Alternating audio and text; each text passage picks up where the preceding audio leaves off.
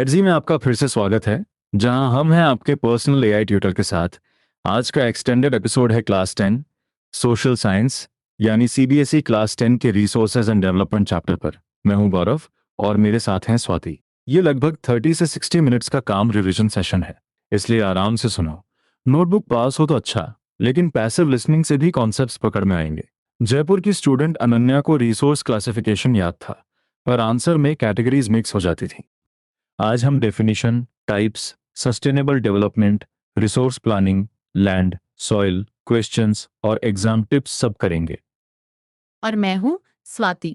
एक छोटा सा तरीका रखेंगे, हर इंपॉर्टेंट आइडिया के बाद तुम खुद आंसर दोगे। अगर नोटबुक है तो हेडिंग्स लिखना, नहीं है तो मन में कीवर्ड्स दोहराना। चैप्टर को सिर्फ फैक्ट्स की लिस्ट की तरह नहीं, बल्कि एक कनेक्टेड स्टोरी की तरह देखेंगे। पहले रिसोर्स बनता कैसे है, फिर उसका मिसयूज क्या करता है, प्लानिंग क्यों चाहिए, और अंत में लैंड तथा सॉइल को कंजर्व कैसे करें। चैप्टर का सेंट्रल क्वेश्चन बहुत सिंपल है। एनवायरनमेंट में मौजूद हर चीज रिसोर्स क्यों नहीं कहलाती? कोई मटेरियल रिसोर्स तभी बनता है जब वह ह्यूमन नीड्स पूरी कर सके, टेक्नोलॉजिकली एक्सेसिबल हो, इकोनॉमिकली फीजिबल हो और कल्चरली एक्सेप्टेबल हो। यानी नेचर में मौजूद होना पहला स्टेप है, फाइनल कंडीशन नहीं। इस आइडिया को पकड़ लिया तो पूरा चैप्टर लॉजिकली जुड़ जाएगा। एक सेकंड पॉज करके सोचो, तुम्हारे घर या स्कूल में ऐसी कौन सी चीजें हैं जो एनवायरनमेंट के मटेरियल्स से बनी हैं? डेस्क, बिल्डिंग, रोड, कपड़े, पानी या कोई मशीन? अब पूछो, सिर्फ मटेरियल काफी था या ह्यूमन नॉलेज, टेक्नोलॉजी और इंस्टीट्यूशंस ने उसे यूजफुल बनाया? यही ओपनिंग एक्टिविटी तुम्हें चैप्टर के पूरे फ्रेमवर्क तक ले जाएगी। अब डेफिनेशन को एग्जाम रेडी बनाते हैं। रिसोर्स वह सब कुछ है जो एनवायरनमेंट में उपलब्ध हो और ह्यूमन नीड्स सेटिस्फाई करने के लिए इस्तेमाल किया जा सके, बशर्ते वह टेक्नोलॉजिकली एक्सेसिबल, इकोनॉमिकली फीजिबल और कल्चरली एक्सेप्टेबल हो। आंसर में इन तीन कंडीशंस को छोड़ना नहीं। यही तीन कीवर्ड्स डेफिनेशन को कंप्लीट बनाते हैं। लेकिन यहाँ एक कॉमन कंफ्यूजन है। स्टूडेंट्स सोचते हैं कि सोर्सेस नेचर के फ्री गिफ्ट्स हैं। चैप्टर इस अजम्पशन को रिजेक्ट करता है। ह्यूमन बीइंग्स नेचर के साथ टेक्नोलॉजी के माध्यम से इंटरैक्ट करते हैं और इंस्टीट्यूशंस बनाते हैं, जिससे एनवायरमेंटल मटेरियल्स यूजफुल रिसोर्सेज में ट्रांसफॉर्म होते हैं। इसलिए रिसोर्सेज ह्यूमन एक्टिविटीज का फंक्शन भी हैं। यहाँ नेचर, टेक्नोलॉजी और इंस्टीट्यूशंस का इंटरडिपेंडेंट रिलेशनशिप याद रखो। नेचर मटेरियल्स देती है, टेक्नोलॉजी उन मटेरियल्स को ट्रांसफॉर्म या एक्सेस करने में मदद करती है, इंस्टीट्यूशंस प्लानिंग और इकोनॉमिक डेवलपमेंट को आगे बढ़ाते हैं। इन तीनों के बिना रिसोर्स डेवलपमेंट अधूरा रहेगा और ह्यूमन बीइंग्स खुद भी एसेंशियल कंपोनेंट्स ऑफ रिसोर्सेज हैं, क्योंकि वे नॉलेज, स्किल और एफर्ट लगाते हैं। तुम्हारा आंसर क्या आ रहा है? अगर क्वेश्चन पूछे कि resources free gifts of nature क्यों नहीं है, तो तीन बातें लिख सकते हो। पहले, नेचुरल मटेरियल्स को यूजफुल बनाने के लिए ह्यूमन एक्टिविटी चाहिए। दूसरे, टेक्नोलॉजी एक्सेसिबिलिटी तय करती है। तीसरे, इकोनॉमिक फीजिबिलिटी और कल्चरल एक्सेप्टेबिलिटी भी जरूरी है। बस स्टेटमेंट के साथ रीजनिंग देना। अब एक प्रैक्टिकल एक्टिविटी सोचो। गांव या टाउन में लाइफ कंफर्टेबल बनाने वाली आइटम्स की लिस्ट बनाओ और हर आइटम के मेकिंग मटेरियल को आइडेंटिफाई करो। ये एक्टिविटी रटने के लिए नहीं, बल्कि ये समझने के लिए है कि ह्यूमन बीइंग्स मटेरियल्स को यूज करके रिसोर्स वैल्यू कैसे क्रिएट करते हैं। यही कंसेप्चुअल अंडरस्टैंडिंग एग्जाम आंसर्स को स्ट्रॉन्गर बनाती है। छोटा रिकैप, रिसोर्स की चार पार्ट डेफिनेशन में नीड्स, टेक्नोलॉजी, इकोनॉमी और कल्चर आते हैं। फिर ट्रांसफॉर्मेशन प्रोसेस में नेचर, टेक्नोलॉजी, इंस्टीट्यूशंस और ह्यूमन बीइंग्स आते हैं। इन दो ग्रुप्स को मिक्स मत करना। डेफिनेशन का क्वेश्चन हो तो कंडीशंस लिखो, रिसोर्स फॉर्मेशन का क्वेश्चन हो तो इंटरडिपेंडेंस समझाओ। अब रिसोर्सेज का क्लासिफिकेशन। चैप्टर 4 बेसिस देता है: ओरिजिन, एग्जॉस्टिबिलिटी, ओनरशिप और स्टेटस ऑफ डेवलपमेंट। एग्जाम में कभी डायरेक्ट लिस्ट मांगी जा सकती है और कभी किसी रिसोर्स को अलग अलग बेसिस पर क्लासिफाई करना पड़ सकता है, इसलिए सिर्फ सीक्वेंस याद मत करो, हर बेसिस का मीनिंग समझो। पहला बेसिक है ओरिजिन। इसके दो टाइप्स हैं, बायोटिक और abiotic. Biotic resources living organism से जुड़े होते हैं, जबकि abiotic resources non living component से जुड़े होते हैं। यहाँ गलती तब होती है जब स्टूडेंट्स ओरिजिन को ओनरशिप समझ लेते हैं। ओरिजिन का मतलब सोर्स या नेचर है, ओनर नहीं। दूसरा बेसिस है एग्जॉस्टिबिलिटी, यानी रिसोर्स कितनी जल्दी समाप्त हो सकता है या उसके यूज के बाद अवेलेबिलिटी कैसी रहेगी। इसके टाइप्स हैं रिन्यूएबल और नॉन रिन्यूएबल। ये क्लासिफिकेशन रिसोर्स के रिप्लेनिशमेंट या लिमिटेड नेचर पर फोकस करता है। इसे ओरिजिन से अलग रखो, क्योंकि एक बेसिस लिविंग या नॉन लिविंग देखता है, दूसरा अवेलेबिलिटी और एग्जॉस्शन। तीसरा बेसिस ओनरशिप है। इसमें इंडिविजुअल, कम्युनिटी, नेशनल और इंटरनेशनल कैटेगरीज आती हैं। इंडिविजुअल रिसोर्स किसी व्यक्ति या हाउसहोल्ड से जुड़ा हो सकता है। कम्युनिटी रिसोर्स पूरे कम्युनिटी के उपयोग से जुड़ा होता है। नेशनल रिसोर्सेज देश के कंट्रोल में होते हैं, जबकि इंटरनेशनल रिसोर्सेज का उपयोग ग्लोबल एग्रीमेंट्स और शेयर्ड रिस्पॉन्सिबिलिटी से जुड़ता है। चौथा बेसिस है स्टेटस ऑफ डेवलपमेंट। इसमें पोटेंशियल, डेवलप्ड स्टॉक और रिजर्व्स आते हैं। पोटेंशियल रिसोर्स किसी रीजन में मौजूद है, लेकिन अभी पूरी तरह डेवलप या यूज नहीं हुआ। डेवलप्ड रिसोर्स वह है जिसका सर्वे हो चुका है और क्वांटिटी तथा क्वालिटी यूज के लिए नोन है। रिजर्व्स अवेलेबल रिसोर्सेज का वह हिस्सा है जिसे प्रेजेंट टेक्नोलॉजी से यूज किया जा सकता है, लेकिन फ्यूचर के लिए बचाकर रखा जाता है। एक क्विक चेक, अगर क्वेश्चन पूछे रिसोर्सेज को 4 वेज में क्लासिफाई कीजिए, तो तुम्हारा सीक्वेंस क्या होगा? ओरिजिन, एग्जॉस्टिबिलिटी, ओनरशिप और status of development. Her heading के नीचे एग्जैक्ट कैटेगरीज लिखो। 4 हेडिंग साफ होंगी तो आंसर चेकिंग आसान होगी और क्लासिफिकेशन के मार्क्स सुरक्षित रहेंगे। Exam point. क्लासिफिकेशन को टेबल के रूप में लिखना यूजफुल हो सकता है, लेकिन स्पोकन आंसर में भी स्ट्रक्चर क्लियर रहना चाहिए। अगर एग्जाम्पल सोर्स में डायरेक्टली न दिए हों तो अननेसेसरी एग्जाम्पल्स इन्वेंट मत करो। पहले कैटेगरी का मीनिंग और उसका बेसिस लिखो। इससे आंसर ग्राउंडेड और एकेडमिकली रिस्पॉन्सिबल रहता है। अब एक्टिव रिकॉल बिना देखे करो। बायोटिक और एबायोटिक किस बेसिस पर हैं? रिन्यूएबल और नॉन रिन्यूएबल किस बेसिस पर? इंडिविजुअल और कम्युनिटी किस बेसिस पर? पोटेंशियल और रिजर्व्स किस बेसिस पर? अगर तुम्हें चारों आंसर्स तुरंत मिल रहे हैं तो क्लासिफिकेशन सेक्शन अच्छी तरह बैठ गया। अब हम फर्स्ट मेजर आइडिया कवर कर चुके हैं। आगे चैप्टर रिसोर्स डेवलपमेंट के कॉन्सिक्वेंसेस पर सवाल उठाता है। रिसोर्सेज सर्वाइवल और क्वालिटी ऑफ लाइफ के लिए वाइटल हैं, लेकिन इनडिस्क्रिमिनेट यूज ने सीरियस प्रॉब्लम्स पैदा की। यहाँ डेवलपमेंट का मतलब सिर्फ ज्यादा एक्सट्रैक्शन नहीं, जुडिशियस यूज, इक्विटेबल डिस्ट्रीब्यूशन और लॉन्ग टर्म सस्टेनेबिलिटी भी इक्वली इंपॉर्टेंट है। पहली प्रॉब्लम है रिसोर्स डिप्लीशन, यानी रिसोर्सेज का कम होते जाना। चैप्टर बताता है कि कुछ इंडिविजुअल्स की ग्रीड सेटिस्फाई करने के लिए रिसोर्सेज का डिप्लीशन हुआ। दूसरी प्रॉब्लम है रिसोर्सेज का कुछ हाथों में अक्यूमुलेट होना, जिससे सोसाइटी हैव्स और हैव नॉट्स यानी रिच और पुअर सेगमेंट्स में डिवाइड हुई। इसलिए रिसोर्स इशू सोशल इशू भी है। तीसरी प्रॉब्लम इकोलॉजिकल क्राइसिस है। इनडिस्क्रिमिनेट एक्सप्लॉयटेशन ने global warming, ozone layer depletion, environmental pollution और लैंड डिग्रेडेशन जैसी समस्याएं बढ़ाई। आंसर में इन्हें केवल लिस्ट की तरह ना लिखो, एक लिंकिंग सेंटेंस जोड़ो कि इरेशनल कंजम्पशन और ओवर एक्सप्लॉयटेशन एनवायरमेंटल बैलेंस को डिस्टर्ब करते हैं। एक सेटल पॉइंट है इक्विटेबल डिस्ट्रीब्यूशन। अगर रिसोर्सेज बहुत है लेकिन उनका एक्सेस अनइक्वल है, तो क्वालिटी ऑफ लाइफ और ग्लोबल पीस दोनों प्रभावित हो सकते हैं। इसलिए चैप्टर रिसोर्स कंजर्वेशन के साथ फेयर डिस्ट्रीब्यूशन को भी एसेंशियल मानता है। केवल रिसोर्स बचाना पर्याप्त नहीं, उसका न्यायपूर्ण उपयोग भी जरूरी है। स्वाति, स्टूडेंट्स अक्सर पूछते हैं कि कंजम्पशन और डेवलपमेंट में डिफरेंस क्या है। डेवलपमेंट जरूरी है क्योंकि रिसोर्सेज ह्यूमन सर्वाइवल और क्वालिटी ऑफ लाइफ सपोर्ट करते हैं। प्रॉब्लम तब शुरू होती है जब कंजम्पशन इरेशनल हो, ओवर यूटिलाइजेशन हो या बेनिफिट्स फ्यू हैंड्स में जमा हो। इसलिए चैप्टर डेवलपमेंट को रिस्पॉन्सिबल प्लानिंग और कंजर्वेशन से जोड़ता है। बिल्कुल, एक सेकेंड सोचो, अगर प्रेजेंट जनरेशन बहुत तेजी से रिसोर्सेज कंज्यूम करती रहे तो फ्यूचर जनरेशन्स के लिए क्या बचेगा? यही क्वेश्चन सस्टेनेबल डेवलपमेंट की तरफ ले जाता है। इस चैप्टर में फ्यूचर को इंक्लूड करना सिर्फ मॉरल आइडिया नहीं, बल्कि प्लानिंग का एसेंशियल प्रिंसिपल है। अब तक का डेवलपमेंट रिकैप, रिसोर्सेज जरूरी है लेकिन अनलिमिटेड नहीं माने जा सकते।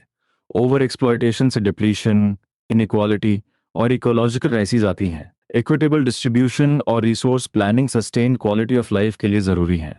ये 4 लाइन रिकैप किसी 3 मार्क या शॉर्ट आंसर की बैकबोन बन सकता है। अब हम सस्टेनेबल डेवलपमेंट पर आते हैं। इसकी कोर डेफिनेशन है डेवलपमेंट एनवायरनमेंट को डैमेज किए बिना हो और प्रेजेंट डेवलपमेंट फ्यूचर जनरेशन्स की नीड्स कॉम्प्रोमाइज न करे। ध्यान दो, इसमें 2 बैलेंसेस हैं। पहला डेवलपमेंट और एनवायरनमेंट के बीच, दूसरा प्रेजेंट नीड्स और फ्यूचर नीड्स के बीच। रियो डी जेनेरियो अर्थ समिट जून 1992 में हुआ था। इसमें 100 से ज़्यादा हेड्स ऑफ स्टेट्स मिले। समिट का पर्पस एनवायरमेंटल प्रोटेक्शन और सोशो इकोनॉमिक डेवलपमेंट की अर्जेंट ग्लोबल प्रॉब्लम्स एड्रेस करना था। लीडर्स ने ग्लोबल क्लाइमेटिक चेंज और बायोलॉजिकल डाइवर्सिटी पर डिक्लेरेशन साइन की, फॉरेस्ट प्रिंसिपल्स एंडोर्स किए और एजेंडा 21 अडॉप्ट किया। एग्जाम में डेट और प्लेस साथ याद रखना। Rio de Janeiro, Brazil, 1992। अब मेरा क्वेश्चन, रियो समिट का एक मेजर आउटकम कौन सा था? तुम एजेंडा 21 बोल सकते हो, लेकिन आंसर को कंप्लीट करने के लिए उसका एम भी बताना होगा। केवल नेम लिखकर रुकना नहीं। एजेंडा 21 वर्ल्ड लीडर्स द्वारा 1992 में United Nations conference on environment and development में साइन डिक्लेरेशन है। इसका aim global sustainable development achieve करना था। ये एनवायरनमेंटल डैमेज, पॉवर्टी और डिजीज को global cooperation, common interests, mutual needs और शेयर्ड रिस्पॉन्सिबिलिटीज के माध्यम से एड्रेस करना चाहता है। एजेंडा 21 का लोकल एंगल भी बहुत इंपॉर्टेंट है। इसका एक मेजर ऑब्जेक्टिव है कि हर लोकल गवर्नमेंट अपना लोकल एजेंडा 21 ड्रॉ करे। यानी सस्टेनेबल डेवलपमेंट सिर्फ इंटरनेशनल कॉन्फ्रेंस की बात नहीं, कॉलोनी, विलेज, वार्ड और लोकल कम्युनिटी तक प्लानिंग पहुंचनी चाहिए। यह पॉइंट अक्सर आंसर्स में डेप्थ जोड़ता है। कंजर्वेशन की थिंकिंग को चैप्टर कुछ इंपॉर्टेंट कंट्रीब्यूशन से जोड़ता है। क्लब ऑफ रोम ने 1968 में रिसोर्स कंजर्वेशन को सिस्टमैटिक तरीके से एडवोकेट किया। शूमाकर ने 1974 में स्मॉल इज ब्यूटीफुल के माध्यम से गांधीयन फिलॉसफी प्रेजेंट की। ब्रंटलैंड कमीशन रिपोर्ट 1987 ने सस्टेनेबल डेवलपमेंट का कॉन्सेप्ट इंट्रोड्यूस किया, जिसे आवर कॉमन फ्यूचर में पब्लिश किया गया। और गांधी जी का रिसोर्स कंजर्वेशन वाला थॉट याद रखना, जरूरत सबकी पूरी हो सकती है, ग्रीड किसी एक की नहीं। इसे एग्जैक्ट कोटेशन की तरह लिखना हो तो टेक्स्ट बुक वर्डिंग केयरफुली याद करो, लेकिन आंसर में इसका मीनिंग भी एक्सप्लेन करो।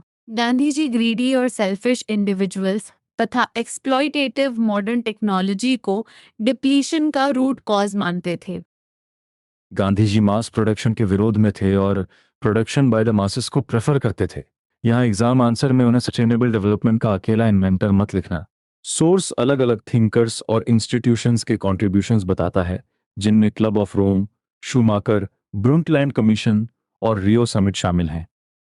अब mini recap. Sustainable development present और फ्यूचर नीड्स को बैलेंस करता है।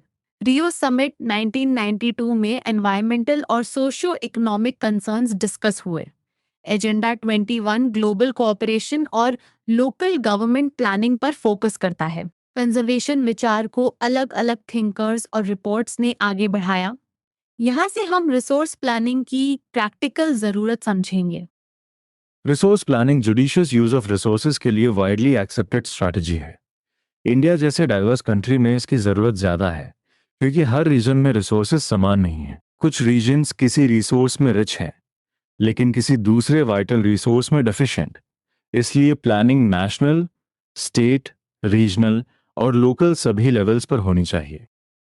सोर्स के रीजनल एग्जाम्पल्स को कनेक्ट करो। झारखंड, छत्तीसगढ़ और मध्य प्रदेश मिनरल्स और कोल डिपॉजिट्स में रिच है। अरुणाचल प्रदेश में वाटर रिसोर्सेज अबंडेंट है, लेकिन इंफ्रास्ट्रक्चरल डेवलपमेंट की कमी है। राजस्थान सोलर और विंड एनर्जी में वेल एंडोर्ड है, पर वाटर रिसोर्सेज की कमी है। लद्दाख में कल्चरल हेरिटेज रिच है, पर वाटर, इंफ्रास्ट्रक्चर और कुछ वाइटल मिनरल्स डेफिशिएंट हैं। इन एग्जाम्पल से एक की इन्फ्लुएंस निकलता है, रिसोर्स अवेलेबिलिटी अनइवन है, इसलिए बैलेंस्ड प्लानिंग जरूरी है। किसी रीजन को सिर्फ एक रिच रिसोर्स देखकर डेवलप नहीं बन सकते। वाटर, इंफ्रास्ट्रक्चर, टेक्नोलॉजी, इंस्टीट्यूशंस और ह्यूमन रिसोर्सेज भी डेवलपमेंट को शेप करते हैं। यही रीजनल डिस्पैरिटी समझने का सही फ्रेमवर्क है। एक एक्टिव रिकॉल चेक, कौन सा स्टेट सोलर और विंड एनर्जी में रिच लेकिन वाटर में डेफिशिएंट बताया गया है?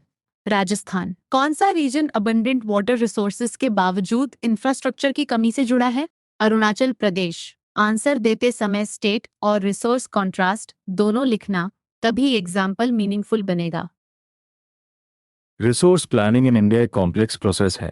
पहला स्टेप है रिसोर्सेज की आइडेंटिफिकेशन और इन्वेंट्री अक्रॉस रीजन्स। इसमें सर्वेइंग, मैपिंग, क्वालिटेटिव और क्वांटिटेटिव एस्टिमेशन तथा मेजरमेंट शामिल है। दूसरा स्टेप है अप्रोप्रिएट टेक्नोलॉजी, स्किल और इंस्टीट्यूशनल सेटअप वाली प्लानिंग स्ट्रक्चर डेवलप करना। तीसरा स्टेप है रिसोर्स डेवलपमेंट प्लान्स को ओवरऑल नेशनल डेवलपमेंट प्लान से मैच करना। ये 3 स्टेप आंसर बहुत कॉमनली टेस्टेड हो सकता है। याद रखने का तरीका है identify, build the structure, then match with national plans. First 5 year plan के बाद इंडिया ने रिसोर्स प्लानिंग गोल्स अचीव करने के लिए कंसर्टेड एफर्ट्स किए, लेकिन mere availability of resources development की सफिशिएंट कंडीशन नहीं है। Resource rich region economically backward और resource poor region economically developed क्यों हो सकता है? चैप्टर टेक्नोलॉजी और इंस्टीट्यूशंस की भूमिका पर जोर देता है। कॉलोनाइजेशन के हिस्ट्री से पता चलता है कि टेक्नोलॉजिकली एडवांस्ड कॉलोनाइजिंग कंट्रीज ने कॉलोनीज के रिच रिसोर्सेज एक्सप्लॉइट किए। इसलिए रिसोर्सेज डेवलपमेंट में तभी कंट्रीब्यूट करते हैं जब सूटेबल टेक्नोलॉजी और इंस्टीट्यूशनल चेंजेस साथ हों। साथ में क्वालिटी ऑफ ह्यूमन रिसोर्सेज और हिस्टोरिकल एक्सपीरियंसेस भी याद रखो। डेवलपमेंट केवल नेचुरल डिपॉजिट्स की कहानी नहीं है। अगर क्वेश्चन रीजंस मांगे तो टेक्नोलॉजी, इंस्टीट्यूशंस, ह्यूमन रिसोर्सेज और हिस्टोरिकल एक्सपीरियंस लिखना। किसी specific resource poor developed region का नाम सोर्स में न हो तो बिना आधार के एग्जाम्पल इन्वेंट मत करना। अगर के पॉइंट पर एग्जैक्ट डाउट अटक जाए तो एडजी में उसी डाउट को सोक्रेटिक क्वेश्चंस और स्टेप बाय स्टेप एक्सप्लेनेशन के साथ ब्रेक कर सकते हो। अभी हम बिना डिस्ट्रैक्शन के चैप्टर फ्लो में आगे बढ़ते हैं। नेक्स्ट सेक्शन में लैंड रिसोर्स आएगा, जो चैप्टर का बड़ा और एग्जाम रेलेवेंट हिस्सा है। प्लानिंग रिकैप करो। इंडिया में resource diversity regional imbalance create करती है। प्लानिंग के 3 स्टेप्स हैं: identification and inventory, suitable technology, skill, institutional structure और नेशनल प्लान्स के साथ मैचिंग। डेवलपमेंट के लिए अवेलेबिलिटी के साथ टेक्नोलॉजी, इंस्टीट्यूशंस, ह्यूमन रिसोर्सेज और हिस्ट्री जरूरी है। अब लैंड को एक फाइनाइट रिसोर्स मानकर सोचेंगे। Land natural resource of utmost importance है। हम लैंड पर रहते हैं, इकोनॉमिक एक्टिविटीज करते हैं और ट्रांसपोर्ट तथा कम्युनिकेशन सिस्टम्स भी लैंड पर डिपेंड करते हैं। Land natural vegetation, wild life और ह्यूमन लाइफ को सपोर्ट करती है। लेकिन लैंड फाइनाइट मैग्नीट्यूड का एसेट है, इसलिए अलग अलग पर्पसेस के लिए केयरफुल प्लानिंग के साथ यूज करना चाहिए। इंडिया की रिलीफ फीचर्स में माउंटेन्स, प्लेटोज, प्लेन्स और आइलैंड्स शामिल हैं। लगभग 43% लैंड एरिया प्लेन्स है, जो एग्रीकल्चर और इंडस्ट्री के लिए फैसिलिटीज देती है। माउंटेन्स लगभग 30% सरफेस एरिया है और कुछ रिवर्स के पेरेनियल फ्लो टूरिज्म और इकोलॉजिकल एस्पेक्ट्स में मदद करते हैं। प्लेटोज लगभग 27% एरिया है और मिनरल्स, फॉसिल फ्यूल्स तथा फॉरेस्ट के रिच रिजर्व्स रखते हैं। लैंड यूटिलाइजेशन को 5 ब्रॉड ग्रुप्स में ऑर्गेनाइज किया गया है।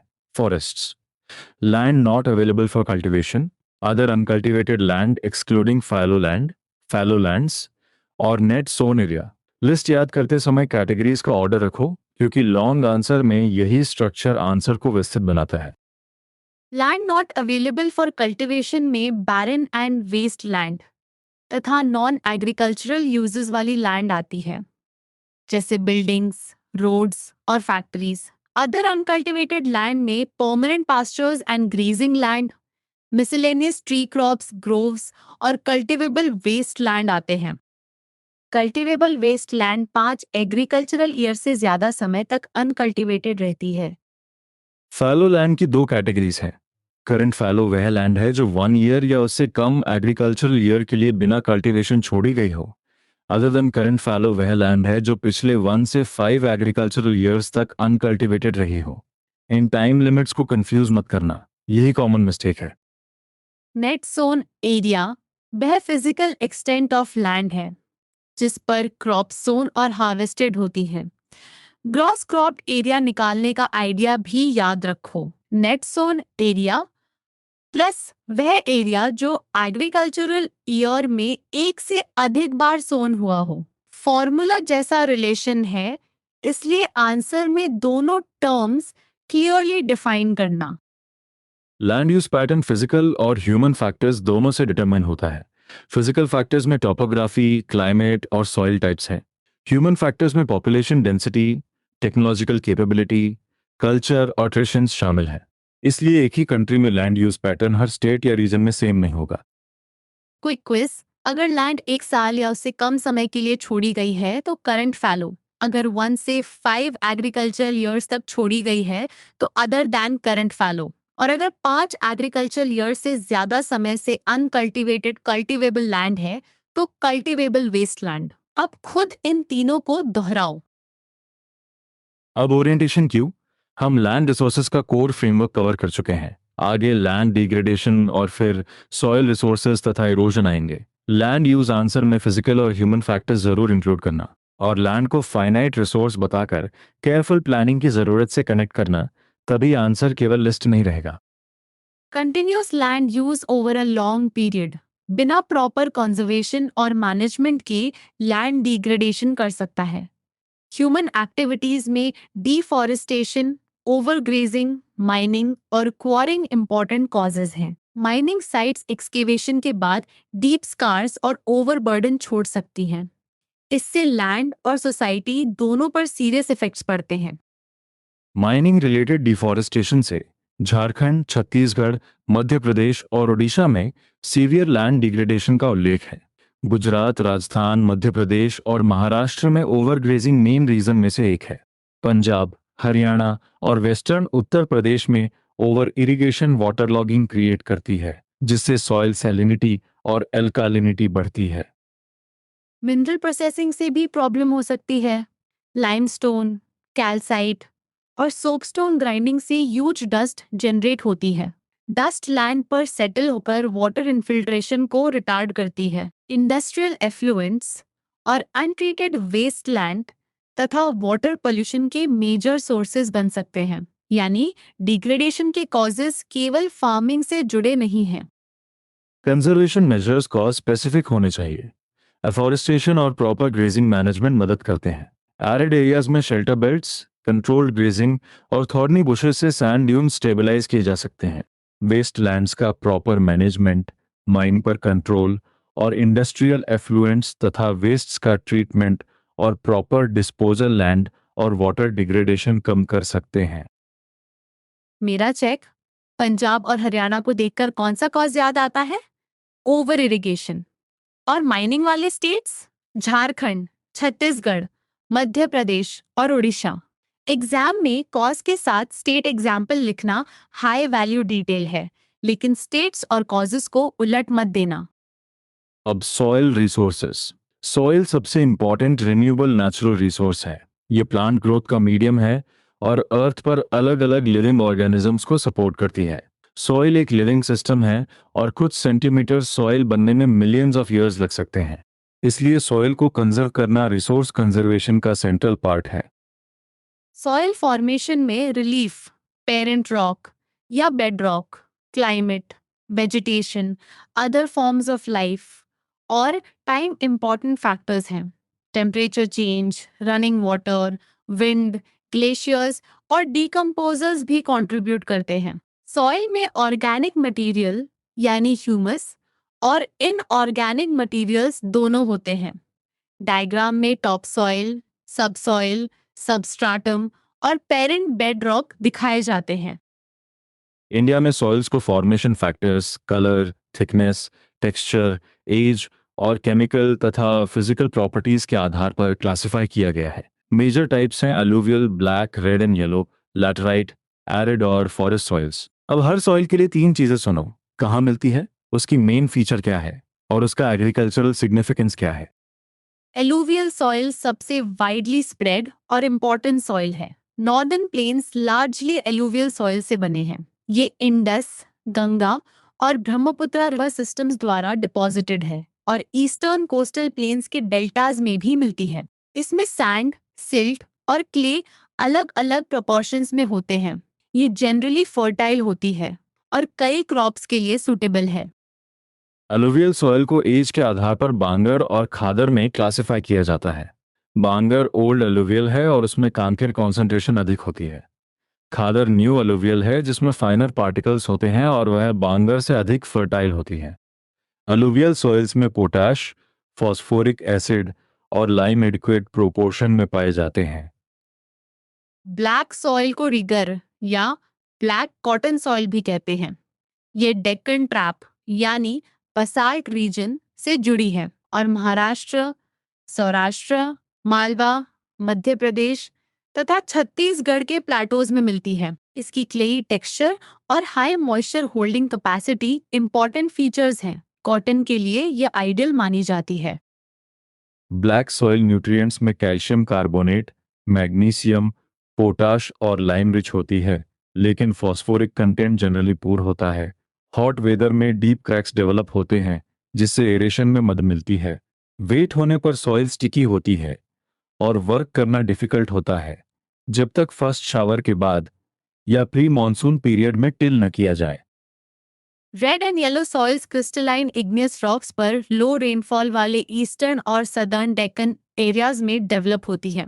आयरन डिफ्यूजन के कारण रेड कलर आता है और हाइड्रेटेड फॉर्म में येलो दिख सकती है। लैटराइट सॉइल ट्रॉपिकल और सब ट्रॉपिकल क्लाइमेट में alternate wet and dry season तथा इंटेंस लीचिंग से बनती है। अप्रोप्रिएट कंजर्वेशन के बाद लैटराइट टी, कॉफी और कुछ क्षेत्रों में कैश्यू के लिए यूजफुल हो सकती है। एरिड सॉइल्स रेड से ब्राउन, सैंडी और सलाइन हो सकती हैं। ड्राई क्लाइमेट और हाई इवेपोरेशन के कारण ह्यूमस और मॉइस्चर कम होता है। कंकर लेयर वाटर इन्फिल्ट्रेशन रिस्ट्रिक्ट कर सकती है। प्रॉपर इरिगेशन के बाद वेस्टर्न राजस्थान में ये सॉइल्स कल्टिवेबल बन सकती हैं। फॉरेस्ट सॉइल्स हिली और माउंटेनस एरियाज में मिलती हैं। वॉली साइड्स पर लोमी और सिल्टी, अपर स्लोप्स पर कोर्स ग्रेन्ड हो सकती हैं। सॉइल इरोजन का मतलब सॉइल कवर का डिनुडेशन और उसका वॉश डाउन होना है। वाटर गलीज बनाकर डीप चैनल्स काट सकता है जिससे बैड लैंड या चंबल बेसिन की रेवीन्स बनती हैं। शीट इरोजन में वाटर स्लोप पर शीट की तरह बहकर टॉप सॉइल हटा देता है। विंड इरोजन में लूज सॉइल विंड उड़ा ले जाती है। सॉइल इरोजन रोकने के लिए contour ploughing, terrace cultivation, strip cropping और शेल्टर बेल्ट्स इंपॉर्टेंट है। कॉन्टूर प्लॉइंग स्लोप की कॉन्टूर लाइंस के अलोंग होती है जिससे वाटर फ्लो स्लो होता है। टेरेस कल्टीवेशन स्लोप्स पर स्टेप्स बनाती है। स्ट्रिप क्रॉपिंग में क्रॉप्स के बीच ग्रास स्ट्रिप्स छोड़ी जाती हैं। शेल्टर बेल्ट्स ट्रीज की रोज होती हैं जो विंड फोर्स और सैंड ड्यून मूवमेंट को रिड्यूस करती हैं। अब फाइनल रिकैप और चैलेंज। रिसोर्स के डेफिनेशन में टेक्नोलॉजी, इकोनॉमी और कल्चर वाली कंडीशंस लिखना। क्लासिफिकेशन के 4 बेसिस याद रखना। ओवर एक्सप्लॉयटेशन से डिप्लीशन, इनइक्वालिटी और इकोलॉजिकल क्राइसिस आती हैं। सस्टेनेबल डेवलपमेंट प्रेजेंट नीड्स को फ्यूचर नीड्स और एनवायरनमेंट के साथ बैलेंस करता है। प्लानिंग के 3 स्टेप्स हैं: आइडेंटिफिकेशन, सूटेबल स्ट्रक्चर और नेशनल प्लान से मैचिंग। लैंड फाइनाइट है, सॉइल बनने में मिलियंस ऑफ ईयर्स लगते हैं और कंजर्वेशन में afforestation, grazing control, contour ploughing, terraces, strip cropping तथा शेल्टर बेल्ट्स आते हैं। कॉमन मिस्टेक है बांगार और खादर या करंट फैलो और कल्टीवेबल वेस्ट को मिक्स करना। अब नोटबुक में 120 WORD आंसर लिखो। टेक्निकल और इकोनॉमिक डेवलपमेंट ने रिसोर्स कंजम्पशन कैसे बढ़ाया? फिर खुद चेक करो कि तुमने कॉजेस, कॉन्सिक्वेंसेस और सस्टेनेबल प्लानिंग तीनों लिखे हैं या नहीं। जरूरत हो तो एडजी पर एक्टिव रिकॉल चैलेंज बनाकर इस चैप्टर को दोबारा टेस्ट करना। बहुत अच्छा किया। आराम से रिवाइज करते रहो और याद रखो, रिसोर्सेस का सही उपयोग ही रिस्पॉन्सिबल डेवलपमेंट की शुरुआत है।